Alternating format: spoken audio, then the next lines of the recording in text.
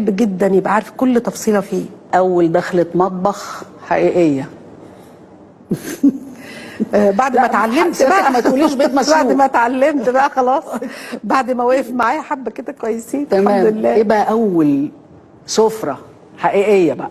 والله كانت احلى حاجه ان انا كنت دايما بحب ان اللي يجي لنا، هو كان بيحب كمان كده، ان اللي يجي لنا حتى لو جاي بيبارك لنا. ايوه.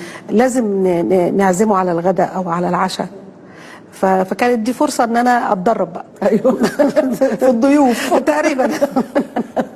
طب تبرع في ايه السيدة انتصار؟ بحب الطواجن. ايوه.